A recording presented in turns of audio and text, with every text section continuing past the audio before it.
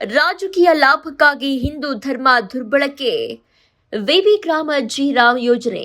VB ಗ್ರಾಮಜ್ಜಿ ಯೋಜನೆ ಸಂಪೂರ್ಣ ಉಪಯೋಗಕ್ಕೆ ಬಾರದಾಗಿದೆ. ಸಚಿವ ಡಾಕ್ಟರ್ ಎಂಸಿ ಸುಧಾಕರ್. ಭೂಮಿ ಇರುವ ತನಕ ಎಲ್ಲರೂ ಹಿಂದೂಗಳೇ, ಕೊನೆಯವರೆಗೂ ಹಿಂದೂ ಧರ್ಮವಿರುತ್ತೆ. ಆದರೆ ಬಿಜೆಪಿ ಪಕ್ಷದವರು ಹಿಂದೂ ಧರ್ಮದ ಹೆಸರಿನಲ್ಲಿ ಜನರ ಭಾವನೆಗಳನ್ನ ಧಕ್ಕೆ ತರುವ ಕೆಲಸಕ್ಕೆ ಮಾಡ್ತಿದ್ದಾರೆ ಅಂತ ಹೇಳಿ ಜನರ ಭಾವನೆಗಳಿಗೆ ಧಕ್ಕೆ ತರುವ ಕೆಲಸ ಮಾಡ್ತಿದ್ದಾರೆ ಅಂತ ಸಚಿವ ಡಾಕ್ಟರ್ ಎಂಸಿ ಸುಧಾಕರ್ ಹೇಳಿದರು. ಅಂಬಾಜಿ ದುರ್ಗ ಹೋಬಳಿಯ ಕೋನಪಲ್ಲಿ ಗ್ರಾಮದಲ್ಲಿ ಕಾಂಗ್ರೆಸ್ ಮುಖಂಡರು ಮತ್ತು ಕಾರ್ಯಕರ್ತರೊಂದಿಗೆ ಮಾ ನರೇಗಾ ಯೋಜನೆ ಉಳಿಸಿ, ಗ್ರಾಮಗಳ ಸ್ವಾತಂತ್ರ್ಯ ಮತ್ತು ಉದ್ಯೋಗ ಖಾತ್ರಿ ಉಳಿಸಿ ಧ್ಯೇಯವಾಕ್ಯದೊಂದಿಗೆ ಬೃಹತ್ ಕಾರ್ಯಕ್ರಮವನ್ನ ಹಮ್ಮಿಕೊಳ್ಳಲಾಗಿತ್ತು.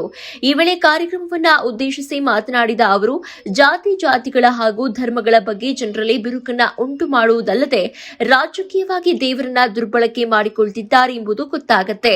ರಾಜಕೀಯ ಲಾಭ ಮತ್ತು ಪ್ರಚಾರಕ್ಕೆ ಮಾತ್ರ ಸೀಮಿತವಾಗಿರುವ ಬಿಜೆಪಿ ಸರ್ಕಾರ ಇದನ್ನೆಲ್ಲ ಬಿಟ್ಟು ಜನರ ಸಮಸ್ಯೆ ಮತ್ತು ಅಭಿವೃದ್ಧಿಗಾಗಿ ಶ್ರಮಿಸಬೇಕು ಅಂತ ಆಕ್ರೋಶ ಹೊರಹಾಕಿದ್ದಾರೆ. ಪ್ರತಿ ಪಂಚಾಯಿತಿ ವ್ಯಾಪ್ತಿಯಲ್ಲಿಯೂ ನರೇಗಾ ಯೋಜನೆ ಪ್ರಮುಖ ಯೋಜನೆಯಾಗಿತ್ತು. ಕೇಂದ್ರ ಸರ್ಕಾರ ಇದನ್ನ ರದ್ದು ಮಾಡಿ ಹೊಸದಾಗಿ ವಿಬಿಜಿ ರಾಮ್ಜಿ ಈ ಕಾಯ್ದೆಯನ್ನ ಅನುಷ್ಠಾನ ಮಾಡಲು ಹೊರಟಾಗ ರಾಹುಲ್ ಗಾಂಧಿ ಮತ್ತು ಅವರ ಮಾರ್ಗದರ್ಶನದಲ್ಲಿ ಇವತ್ತು ಉದ್ಯೋಗ ಖಾತ್ರಿ ಉಳಿಸಿ ಎಂಬ ಕಾರ್ಯಕ್ರಮ ದೇಶದಾದ್ಯಂತ ನಡೆಯಲಿದೆ ಎಂದರು. 2005ನೇ ವರ್ಷದಲ್ಲಿ ರಾಷ್ಟ್ರೀಯ ಉದ್ಯೋಗ ಖಾತ್ರಿ ಯೋಜನೆ ಪ್ರಾರಂಭವಾಯಿತು. ನಂತರ ಇಡೀ ದೇಶದ ಎಲ್ಲಾ ಗ್ರಾಮ ಪಂಚಾಯಿತಿಯಲ್ಲಿ ಅನುಷ್ಠಾನ ಮಾಡಲಾಯಿತು. ಎಲ್ಲಾ ಗ್ರಾಮಗಳಲ್ಲಿ ರಸ್ತೆ, ಮನೆ, ಶೌಚಾಲಯ ಹಾಗೂ ಇನ್ನೂ ಸಾಕಷ್ಟು ಅಭಿವೃದ್ಧಿ ಕಾಮಗಾರಿಗಳನ್ನ ಮಾಡಲಾಯಿತು. ಉದ್ಯೋಗ ಖಾತ್ರಿ ಯೋಜನೆ ಅಡಿಯಲ್ಲಿ ಲೆಕ್ಕವಿಲ್ಲದಷ್ಟು ಅಭಿವೃದ್ಧಿ ಮತ್ತು ಉದ್ಯೋಗ ಸೃಷ್ಟಿಯಾಗಿತ್ತು. ಆದರೆ ಈಗ ನೂತನವಾಗಿ ಅನುಷ್ಠಾನಕ್ಕೆ ತರಲು ಹೊರಟಿರುವ ವಿಬಿ ಗ್ರಾಮಜ್ಜಿ ಯೋಜನೆ ಸಂಪೂರ್ಣ ಉಪಯೋಗಕ್ಕೆ ಬಾರದಾಗಿದೆ. ಕೇಂದ್ರ ಸರ್ಕಾರವೇ ಗ್ರಾಮ ಪಂಚಾಯಿತಿಯನ್ನ ಆಯ್ಕೆ ಮಾಡಿ ಯೋಜನೆ ರೂಪಿಸಿ ಅವರ ಸೂಚನೆಯಂತೆ ಕೆಲಸ ಮಾಡುವ ಅನಿವಾರ್ಯತೆ ಇದೆ. ಇದರಿಂದಾಗಿ ಸ್ಥಳೀಯವಾಗಿ ಮಾಡಬೇಕಾದ ಯಾವುದೇ ಕಾಮಗಾರಿಗಳನ್ನ ಮಾಡಲು ಸಾಧ್ಯವಾಗುವುದಿಲ್ಲ. ಈ ಹಿಂದೆ ನರೇಗಾ ಯೋಜನೆಯಲ್ಲಿ 100 ದಿನದ ಮಿತಿ ಇತ್ತು ಹಾಗೂ ಬರಗಾಲ ಸಂದರ್ಭದಲ್ಲಿ 125ರಿಂದ 150 ದಿನಗಳು ಕೆಲಸ ಮಾಡಲು ಅವಕಾಶವಿತ್ತು. ಆದರೆ ಈ ಯೋಜನೆಯಲ್ಲಿ 100 ದಿನಗಳ ದಾಟಿದ್ರೆ ರಾಜ್ಯ ಸರ್ಕಾರವೇ ಭರಿಸಬೇಕು. ಆದ್ದರಿಂದ ಕೇಂದ್ರ ಸರ್ಕಾರದಿಂದ ಇದು ಸಂಪೂರ್ಣವಾಗಿ ಅನಾನುಕೂಲವಾಗಿದೆ. ದೇಶ ಮತ್ತು ರಾಜ್ಯದಲ್ಲಿ ಚಿನ್ನ, ಬೆಳ್ಳಿಯ ಬೆಲೆ ಗಗನಕ್ಕೆ ಏರಿದೆ ಹಾಗೂ ದಿನೇ ದಿನೇ ದಿನಬಳಕೆ ವಸ್ತುಗಳು ಮತ್ತು ವಿವಿಧ ಸಾಮಗ್ರಿಗಳ ಮೇಲೆ ತೆರಿಗೆ ಏರಿಕೆಯಾಗ್ತಾ ಇದ್ರು.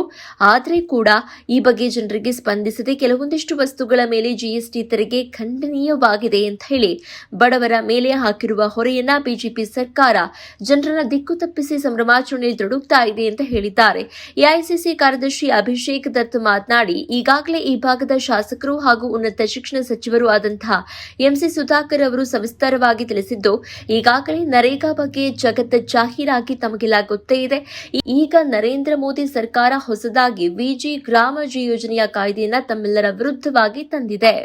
ಯಾರು ನರೇಗಾ ಯೋಜನೆ ಅಡಿಯಲ್ಲಿ ಕೆಲಸ ಮಾಡ್ತಾ ಇದ್ರು ಅವರು ಗ್ರಾಮ ಪಂಚಾಯಿತಿಯ ಮಹಾತ್ಮ ಗಾಂಧಿಯ ಹೆಸರಿನ ಯೋಜನೆಯಾಗಿತ್ತು. ಕರ್ನಾಟಕದಲ್ಲಿ 40 ಲಕ್ಷಕ್ಕೂ ಹೆಚ್ಚು ಜನ ಜಾಬ್ ಕಾರ್ಡ್ ಮೂಲಕ ಕೆಲಸ ಮಾಡ್ತಾ ಇದ್ರು ಮತ್ತು 5 ಲಕ್ಷ ಜನ ಯೋಜನೆಯ ಪರೀಕ್ಷಣೆ ಮಾಡ್ತಾ ಇದ್ರು. ಈಗ ಅವರೆಲ್ಲ ಉದ್ಯೋಗ ಕಳೆದುಕೊಳ್ಳುವ ಪರಿಸ್ಥಿತಿ ಎದುರಾಗಿದೆ. ಆದ್ದರಿಂದ ಈ ಕಾರ್ಯಕ್ರಮ ಇಲ್ಲಿಗೆ ಸೀಮಿತವಲ್ಲ. ದೇಶದ ಎಲ್ಲಾ ಗ್ರಾಮ ಪಂಚಾಯಿತಿ ಮಟ್ಟದಲ್ಲಿ ನಮ್ಮ ಕಾಂಗ್ರೆಸ್ ಪಕ್ಷದ ಸದಸ್ಯರು ಈ ಹೋರಾಟವನ್ನ ನಡೆಸಿ ನಿಮ್ಮ ಹಕ್ಕನ್ನ ನಿಮಗೆ ಹಿಂತಿರುಗಿಸುತ್ತೇವೆ ಅಂತ ಹೇಳಿ 27ರಂದು ಮುಖ್ಯಮಂತ್ರಿ ಹಾಗೂ ಉಪಮುಖ್ಯಮಂತ್ರಿ ಮತ್ತು ಕರ್ನಾಟಕ ಪ್ರದೇಶ ಕಾಂಗ್ರೆಸ್ ಸುರ್ಜೇವಾಲಾ ಮತ್ತು ಸಂಪುಟದ ಮಂತ್ರಿಗಳೊಂದಿಗೆ ರಾಜ್ಯಪಾಲರ ಮನೆಯ ಮುಂದೆ ಬೃಹತ್ ಪ್ರತಿಭಟನೆ ಮಾಡಲಾಗುವುದು ಅಂತ ಈ ಸಂದರ್ಭದಲ್ಲಿ ತಿಳಿಸಿದರು.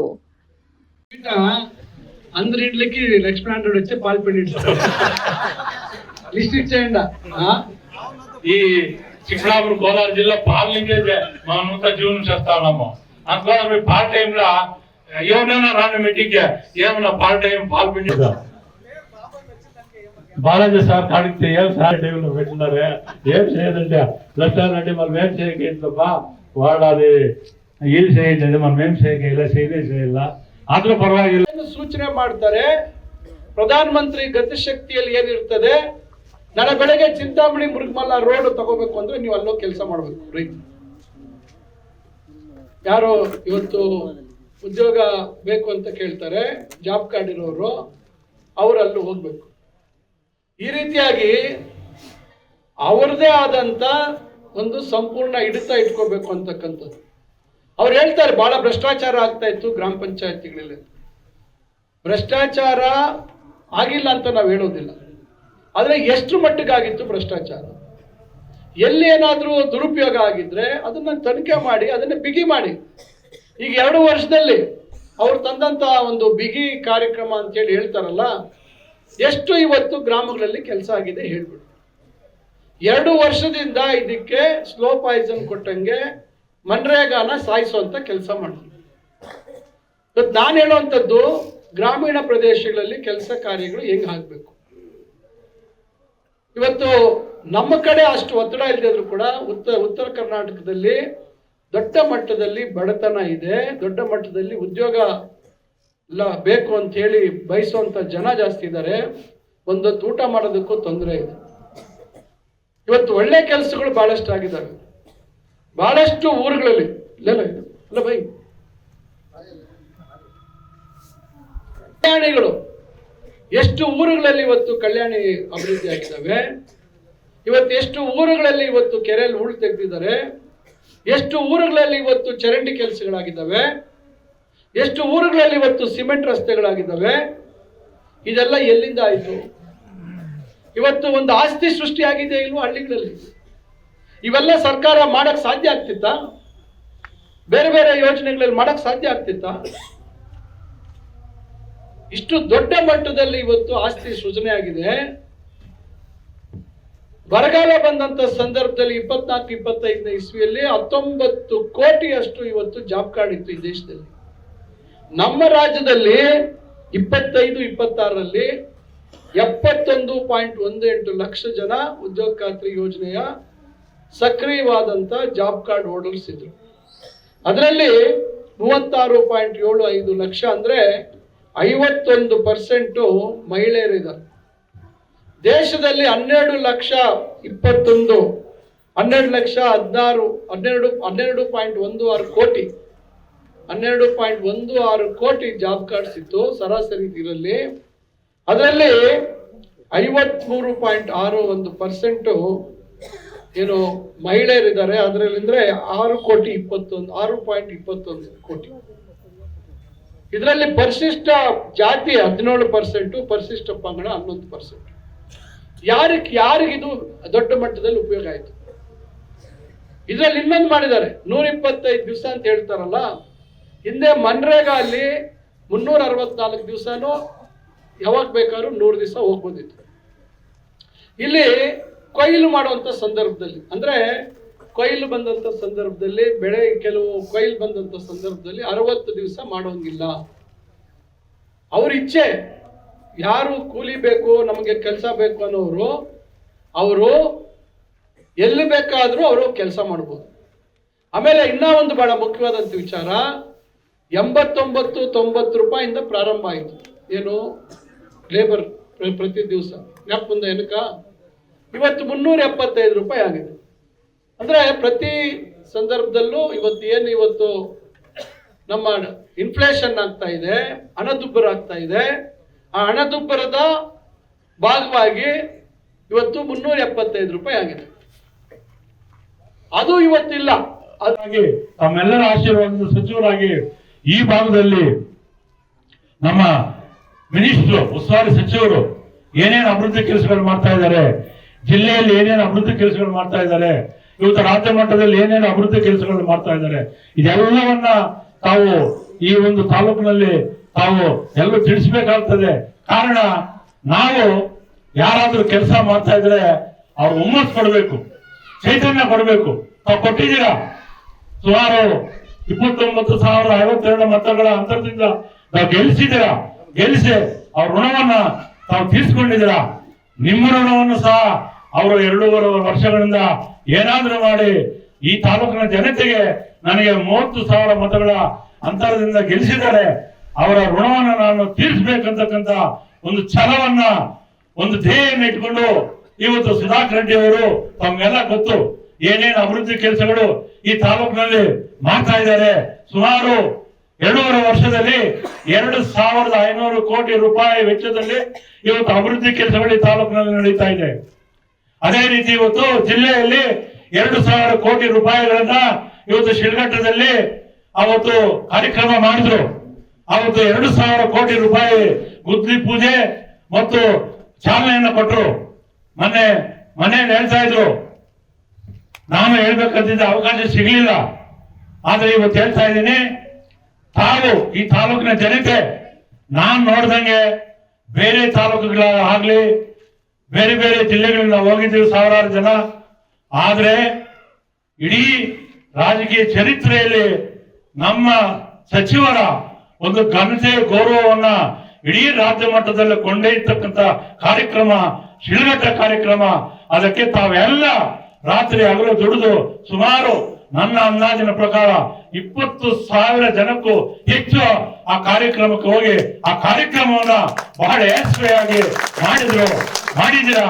ಅದಕ್ಕೆ ತಮಗೆ ನಮ್ಮ ಸಚಿವರ ಪರವಾಗಿ ನಾನು ಧನ್ಯವಾದಗಳನ್ನು ಹೇಳ್ತಾ ಇದ್ದೀನಿ. ಅವತ್ತು ಏನ್ ಹೇಳಿದ್ರು ಅವರು, ಅಚ್ಚಾ ದಿನ ಹೇಗೆ ಅಂತ ಹೇಳಿದ್ರು. ಅಚ್ಚಾ ದಿನ ನಯ. ನಾವು 2014 ಗೆದ್ರೆ ಸ್ವಿಸ್ ಬ್ಯಾಂಕ್ ದುಡ್ಡು ತಂದು ಒಬ್ಬೊಬ್ಬರಿಗೆ 15 ಲಕ್ಷ ಕೊಡ್ತೀವಿ ಅಂತ ಹೇಳಿ ಕೊಡ್ಲಿಲ್ಲ. ಸಬ್ಕಾ ಸಾಥ್ ಸಬ್ಕಾ ವಿಕಾಸ್ ಅಂತ ಹೇಳಿದ್ರು, ಆಯ್ತಾ? ಆಗ್ಲಿಲ್ಲ. ಆದ್ರಿಂದ ಬರೀ ಸುಳ್ಳು ಹೇಳ್ಕೊಂಡು ಬಿಜೆಪಿ ಸರ್ಕಾರ ಇವತ್ತು ಕಾಂಗ್ರೆಸ್ ಪಕ್ಷವನ್ನ ದಮನ ಮಾಡಲು ಹೊರಟಿದೆ. ಅದು ಅವ್ರ ಕೈಲಾಗೋದಿಲ್ಲ. ಕಾಂಗ್ರೆಸ್ ಪಕ್ಷ ಬಡವರ ಪಕ್ಷ, ಬಿಜೆಪಿ ಪಕ್ಷ ಬಡವರ ಪಕ್ಷ ಇಲ್ಲ. ಇವತ್ತು ಕಾಂಗ್ರೆಸ್ ಪಕ್ಷ ಮುಂದೆ ನಮ್ಮ ಸಚಿವರು ಹೇಳ್ತಾರೆ, ಕಾಂಗ್ರೆಸ್ ಪಕ್ಷ ಏನೇನು ಮಾಡಿದೆ, ಇವತ್ತು 5 ಗ್ಯಾರಂಟಿಗಳನ್ನ ಕೊಟ್ಟು ಇವತ್ತು ದೀನ ದಲಿತರು ಬಡವರು ಇವತ್ತು ಹೊಟ್ಟೆ ತುಂಬಾ ಊಟವನ್ನು ಮಾಡ್ತಾ ಇದ್ದಾರೆ. ಇವತ್ತು ಗೃಹಲಕ್ಷ್ಮಿ ಯೋಜನೆಯಲ್ಲಿ ಇವತ್ತು ಅನೇಕ ಮಹಿಳೆಯರು ಸ್ವಾವಲಂಬಿ ಜೀವನವನ್ನು ನಡೆಸ್ತಾ ಇದ್ದಾರೆ. ತಮಗೆಲ್ಲ ನೋಡಿರ್ಬೋದು ಟಿವಿಯಲ್ಲಿ, ಅಂಗಡಿಗಳು ಹಾಕೊಂಡಿದ್ದಾರೆ, ಏನು ಫ್ಯಾಷನ್ ಅಂಗಡಿಗಳು ಹಾಕೊಂಡಿದ್ದಾರೆ. ಆಮೇಲೆ ಕೈ ಕಸುಬು ಅಂದ್ರೆ ರೊಟ್ಟಿ ಮಾಡ್ತಕ್ಕಂಥದ್ದು, ಅದನ್ನ ಮಾಡ್ತಕ್ಕಂಥದ್ದು, ಊದುಬತ್ತಿ ಮಾಡ್ತಕ್ಕಂಥದ್ದು, ಮೈಂಡಬತ್ತಿ ಮಾಡ್ತಕ್ಕಂಥದ್ದು. ಯಾವ ದುಡ್ಡಲ್ಲಿ? ಗೃಹಲಕ್ಷ್ಮಿ ದುಡ್ಡಲ್ಲಿ 10 ಜನ ಹೆಣ್ಮಕ್ಳು ಸೇರ್ಕೊಂಡು ಒಂದು ಸಂಘ ಮಾಡಿಕೊಂಡು ಅದರಿಂದ ಅವರು ಲಾಭ ಪಡೆದು ಇವತ್ತು ಗೃಹಲಕ್ಷ್ಮಿಯಲ್ಲಿ ಇವತ್ತು ಅನೇಕ ಕಡೆ ಬೋರ್ ಹಾಕ್ಸ್ಕೊಂಡಿದ್ದಾರೆ, ಮನೆಗಳು ಕಟ್ಕೊಂಡಿದ್ದಾರೆ. ಆಮೇಲೆ ಇವತ್ತು ಆ ಬಡ ಮಕ್ಕಳ ಮನೆಯಲ್ಲಿ ಓದೋದಕ್ಕೆ ಇವತ್ತು ದುಡ್ಡಿರೋದಿಲ್ಲ. ಆ ಹೆಣ್ಮಕ್ಳು ಯಾಕಂದ್ರೆ ಗಂಡಸು ಕೊಡೋದಿಲ್ಲ. ಪಾಪ ಇಷ್ಟು ಗೃಹಲಕ್ಷ್ಮಿ ಹೊಸ ಅಂటారు. ಆದ್ರಿಂದ ನಮ್ಮ ಹೆಂಗಸರು ಪಾಪ ಆ ದುಡ್ಡಿನಲ್ಲಿ ಮಕ್ಕಳಿಗೆ ಬಟ್ಟೆ, ಪುಸ್ತಕ, ಅವ್ರಿಗೆ ಏನ್ ಬೇಕು ಅದನ್ನೆಲ್ಲ ಕೊಟ್ಟು ಇವತ್ತು ಗೃಹಲಕ್ಷ್ಮಿ ಯೋಜನೆಯಲ್ಲಿ ಇವತ್ತು ಬಹಳ ಅನುಕೂಲ ಆಗ್ತಕ್ಕಂಥ ಕೆಲಸಗಳನ್ನ ಇವತ್ತು ಮಾಡ್ತಾ ಇರ್ತಕ್ಕಂಥ ನಮ್ಗೆಲ್ಲ ಗೊತ್ತಿರ್ತಕ್ಕಂಥ ವಿಚಾರ. ಇವತ್ತು ಬಸ್ನಲ್ಲಿ ಫ್ರೀ ಪಾಸ್ ಇವತ್ತು ಅನೇಕ ಹೆಣ್ಮಕ್ಳು ಇವತ್ತು ಏನು ಮನೆಯಲ್ಲಿ ಇರ್ಬೇಕಾಗಿತ್ತು, ಇವತ್ತು ದೇವಸ್ಥಾನಗಳಿಗೆ ಬೇರೆ ಬೇರೆ ಒಂದು ಕ್ಷೇತ್ರಗಳಿಗೆ ಹೋಗಿ ಇವತ್ತು ಅವರು ಒಂದು ಸ್ವಾವಲಂಬಿಯಾಗಿ ಬದುಕಲು ಮತ್ತು ಅವರ ಕಾಲ ಮೇಲೆ ಅವ್ರು ನಿಂತ್ಕೊಂಡು ಜೀವನವನ್ನು ಸಾಗಿಸತಕ್ಕಂತ ಒಂದು ಧೈರ್ಯವನ್ನು ತಂದುಕೊಟ್ಟಂತದ್ದು ಈ ಒಂದು 5 ಗ್ಯಾರಂಟಿಗಳು. ಇವತ್ತು ಅನೇಕ ಯೋಜನೆಗಳನ್ನ ಇವತ್ತು ಸರ್ಕಾರ ಕೊಡ್ತಾ ಇದೆ. ಆದ್ರೆ ಯಾವುದೇ ಒಂದು ಕೆಲಸ ಮಾಡಲಿ ನಮ್ಮ ಕಾಂಗ್ರೆಸ್ ಪಕ್ಷ ಅದು ಸರಿ ಇಲ್ಲ, ಇದು ತಪ್ಪು, ಇದು ಆ ತರ ಇದೆ, ಈ ತರ ಇದೆ ಅಂತ ಜನಗಳನ್ನ ಮರಳು ಮಾಡ್ತಾ ಇದ್ದಾರೆ. ನಾನು ಹೇಳೋದಿಷ್ಟೇ, ತಾವು ನಮ್ಮ ಕಾರ್ಯಕರ್ತರು ಮುಖಂಡರು ಏನಿದ್ದೀರಾ ತಾವೆಲ್ಲ ನಮ್ಮ ಗ್ರಾಮಗಳಲ್ಲಿ ನಮ್ಮ ಕಾಂಗ್ರೆಸ್ ಪಕ್ಷ ಏನ್ ಮಾಡ್ತಾ ಇದೆ, ನಮ್ಮ ಕಾಂಗ್ರೆಸ್ ಪಕ್ಷ ಏನು ಅಭಿವೃದ್ಧಿ ಮಾಡ್ತಾ ಇದೆ, ಏನು ಬಿಜೆಪಿ ಸರ್ಕಾರ ಏನು ಸುಳ್ಳುಗಳನ್ನು ಹೇಳ್ತಾ ಇದೆ, ಅದನ್ನೆಲ್ಲ ಇವತ್ತು ತಾವೆಲ್ಲ ಗ್ರಾಮಗಳಲ್ಲಿ ಈ ಒಂದು ನಮ್ಮ ಕಾಂಗ್ರೆಸ್ ಪಕ್ಷ ಮಾಡ್ತಾ ಇರ್ತಕ್ಕಂತ ಒಂದು ವಿಚಾರವನ್ನು ಹೇಳ್ಬೇಕು. ಅದೇ ರೀತಿ ಇವತ್ತು ಉದ್ಯೋಗ ಖಾತ್ರಿಯಲ್ಲಿ ಹಿಂದೆ ನಮಗೆ ಏನೇನು ಅನುಕೂಲ ಆಗ್ತಾ ಇತ್ತು ಅಂತಕ್ಕಂಥದ್ದನ್ನ ನಮ್ಮ ಜನರಿಗೆ ತಾವೆಲ್ಲ ತಿಳಿಸ್ಬೇಕು. ಮತ್ತು ಈ ಭಾಗದಲ್ಲಿ ನಮ್ಮ ಶಾಸಕರು ಏನೇನು ಕಾಂಗ್ರೆಸ್ ಪಕ್ಷದ ಅಂತ ಕರೆಯಲ್ವಾ, ಇದಕ್ಕೆ ಭಾರತ ಅಂತ ಕರಿತೀವಿ, ಹಿಂದೂಸ್ತಾನ್ ಅಂತೀವಿ, ಇಂಡಿಯಾ ಅಂತೀವಿ. ಅದನ್ನ ಮತ್ತೆ ಭಾರತ್ ಅಂತ ಬರೆಯಕ್ ಹೋಗ್ತಾರೆ. ಯಾರು ಭಾರತ್ ಅಂತ ಕರೆಯೋದಿಲ್ಲ? ಭಾರತ್ ಮಾತಾ ಕಿ ಜೈ ಅಂತೀವಲ್ಲ ನಾವೆಲ್ಲರೂ. ಅಂದ್ರೆ ಈ ಬರೀ ಕೇವಲ ರಾಜಕೀಯ ಲಾಭಕ್ಕೆ ಇವತ್ತು ಈ ರೀತಿ ಸಮಾಜವನ್ನ ಒಡೆಯುವಂತ ಕೆಲಸ ಆಗ್ತಾ ಇದೆ. ದಯವಿಟ್ಟು ನಾನು ಇಲ್ಲಿರ್ತಕ್ಕಂಥ ಅವ್ರಿಗೆ ಹೇಳುವಂಥದ್ದು, ಇದು ಏನಪ್ಪ ರಾಮನ ಪೇರು ಪೆಟ್ಟು ಉಂಡಿಲ್ಲಪ್ಪ, ಗ್ರಾಮ ಪಂಚಾಯತಿ ಮೆಂಬರ್ಗಳಿಗೆ ಯಾರಿಗೂ ನೆಕ್ಸ್ಟ್ ನಾಳೆ ಕೆಲಸ ಇರಲ್ಲ, ಗ್ರಾಮದಲ್ಲಿ ಏನು ಕೆಲಸಗಳು ಆಗಲ್ಲ, ಗ್ರಾಮದಲ್ಲಿ ಹೋಗಿ ನೀವು ಎಲ್ಲರ ಹತ್ರ ಬಯಸ್ಕೋಬೇಕು. ಏನ್ಬಿಟ್ಟು మీకు ఓటేసింది ఊరికే మాటలు చెప్పಬೇಕಾ ಅಂತ. ಇಡೀ ವಿಕೇಂದ್ರೀಕರಣ ವ್ಯವಸ್ಥೆ ಇವತ್ತು ಈ ಏನು ಇವತ್ತು ಇವರು ತಂದಿರತಕ್ಕಂಥ ಬದಲಾವಣೆ ಇದರಿಂದ ಇವತ್ತು ಅದು ಕುಸಿದೋಗುತ್ತೆ. ದಯವಿಟ್ಟು ಇದನ್ನು ಅರ್ಥ ಮಾಡ್ಕೊಳ್ಳಿ. ಇವತ್ತು ಗ್ರಾಮ ಮಟ್ಟದಿಂದ, ಗ್ರಾಮ ಪಂಚಾಯಿತಿ ಮಟ್ಟದಿಂದ, ಇವತ್ತು ಹೋಬಳಿ ಮಟ್ಟ, ತಾಲೂಕು ಮಟ್ಟ, ಜಿಲ್ಲಾ ಮಟ್ಟ, ರಾಜ್ಯ ಮಟ್ಟ, ದೇಶದ ಮಟ್ಟಕ್ಕೆ ಇವತ್ತು ದೊಡ್ಡ ಮಟ್ಟದಲ್ಲಿ ಹೋರಾಟ ಆಗಬೇಕು. ಬಹುಶಃ ನಿಮ್ಗೆಲ್ಲರಿಗೂ ರೆಸಲ್ಯೂಷನ್ ಮಾಡಬೇಕು, ಮತ್ತೊಂದು ಮಾಡಬೇಕು ಅಂತ ಬರ್ತದೆ. ನೀವೆಲ್ಲ ದಯವಿಟ್ಟು ಇದು ಸರಿ ಇಲ್ಲ, ಇದರಿಂದ ಏನು VBG ರಾಮ್ ಜಿ ಅಂತ ಏನು ಹೇಳ್ತಾ ಇದ್ದೀರಾ, ಇದು ಇಡೀ ಒಂದು ಬಡವರ ಒಂದು ಬದುಕಿನ ಮೇಲೆ ದೊಡ್ಡ ಆಘಾತಕಾರಿಯಾದಂಥ ಕಾಯ್ದೆ ಅಂತ ಹೇಳಿ ಇದನ್ನು ಕೂಡಲೇ ಕೇಂದ್ರ ಸರ್ಕಾರ ಹಿಂಪಡಿಬೇಕು ಅಂಥೇಳಿ, ಮನ್ರೇಗಾ ಏನಿತ್ತು ಅದು ಪುನರ್ಸ್ಥಾಪನೆ ಆಗಬೇಕು ಅಂತಕ್ಕಂಥದ್ದನ್ನ ನೀವೆಲ್ಲರೂ ಅದನ್ನು ಹೇಳುವಂಥದ್ದು ಆಗಬೇಕು ಅಂತಕ್ಕಂಥ ಸಂದೇಶ ಕೊಡಬೇಕು ಅಂತ ಇವತ್ತು ಇಲ್ಲಿ ಪಕ್ಷದ ಮುಖಾಂತರ ಬಂದು ಈ ಕಾರ್ಯಕ್ರಮವನ್ನು ಹಾಕೊಂಡಿದ್ದೀವಿ. ಅನೇಕ ಅಭಿವೃದ್ಧಿ ಕೆಲಸಗಳನ್ನ ಈ ಒಂದು ತಾಲೂಕಿನಲ್ಲಿ ಮಾಡ್ಕೊಂಡು ಬಂದಿದ್ದಾರೆ. ನಮ್ಮ ಶಾಸಕರು ಏನೇ ಹೇಳಿದ್ರು ಸಹ ಅದನ್ನ ತಪ್ಪದೆ ಪಾಲಿಸಿ ಆ ಒಂದು ಅಭಿವೃದ್ಧಿ ಕೆಲಸಗಳನ್ನ ಇವತ್ತು ಅನೇಕ ಗ್ರಾಮಗಳಲ್ಲಿ ಡೈರಿ ಕಟ್ಟಡಗಳಿರಲಿಲ್ಲ. ಸೊ ಅಂತಹ ಗ್ರಾಮಗಳಲ್ಲಿ ಅವರು ಡೈರಿ ಕಟ್ಟಡಗಳನ್ನು ನಮ್ಮ ಶಾಸಕರ ಒಂದು ಸೂಚನೆ ಸಲಹೆ ಮೇರೆಗೆ ಡೈರಿ ಕಟ್ಟಡಗಳನ್ನ ಕಟ್ಟಿಸಿದ್ದಾರೆ. ಅದೇ ರೀತಿ ಏನು ಇವತ್ತು ಅನೇಕ ಗ್ರಾಮಗಳಲ್ಲಿ ಇವತ್ತು ಶುದ್ಧ ಕುಡಿಯುವ ನೀರಿನ ಘಟಕಗಳನ್ನ ಹಾಲಿನ ಒಂದು ಡೈರಿ ಮುಖಾಂತರ ಕಟ್ಟಿಸಿದ್ದಾರೆ. ಇವತ್ತು ಸುಮಾರು ನಮ್ಮ ಶಾಸಕರು 200 ಶುದ್ಧ ಕುಡಿಯುವ ನೀರಿನ ಘಟಕಗಳನ್ನ ತಾಲೂಕಿನಲ್ಲಿ ಮಾಡ್ತಾ ಇದ್ದಾರೆ. ಪ್ರತಿ ಗ್ರಾಮಕ್ಕೂ ಶುದ್ಧ ಕುಡಿಯುವ ನೀರಿನ ಘಟಕ ಕೊಡಬೇಕಂತಕ್ಕಂಥ ಅವರ ಒಂದು ಇಚ್ಛೆ ಇದೆ. ಈ ರೀತಿ ಬಾಬು ಅವರು ಇವತ್ತು ಅನೇಕ ರೀತಿಯಲ್ಲಿ ಹಾಲು ಉತ್ಪಾದಕ ಸಹಕಾರ ಸಂಘದಲ್ಲಿ ಒಳ್ಳೆ ಕೆಲಸಗಳನ್ನ ಮಾಡ್ಕೊಂಡು ಬಂದಿದ್ದಾರೆ. ಅದೇ ರೀತಿ BMC ಘಟಕ, BMC ಘಟಕಗಳನ್ನ ಇವತ್ತು ಮೊದಲು ಚಿಂತಾಮಣಿಯಲ್ಲಿ ಹಾಲು ಹಾಕಿ ಅದನ್ನ ಕೋಲಾರ ಕಳಿಸ್ಬೇಕಾಗಿತ್ತು. ನಮ್ಮ ಮಾಜಿ ದತ್ತಾ ಸಾಬ್ ಅವರು, ಅಭಿಷೇಕ್ ದತ್ತಾ ಸಾಬ್ ಅವರು ಅರ್ಜೆಂಟ್ ಆಗಿ ಬೆಂಗಳೂರಲ್ಲಿ ಮೀಟಿಂಗ್ ಇರೋದ್ರಿಂದ ನಮ್ಮ ಸಚಿವರು ಹೇಳಿದ್ದಕ್ಕೆ ಅವ್ರಿಗೆ ಬೇಗ ಮಾತಾಡ್ಬಿಟ್ಟು ಅವರು అభిషేక్ దత్ పల్లెవాళ్ళ గురించి యాస ఏం అనుకోవద్దంట. ఇప్పుడు ఏమైపోయిందంటే ప్రోగ్రాము మాకి 6 గంటలకు ఇస్తారు. మేము పల్లెల్లో ఏమో జూన్ ఆవులు కట్టుకొని జూమ్ చేసుకొని పాల నీళ్ళలో మేము ఈ కుటుంబ పోషణ చేస్తా ఉన్నాము.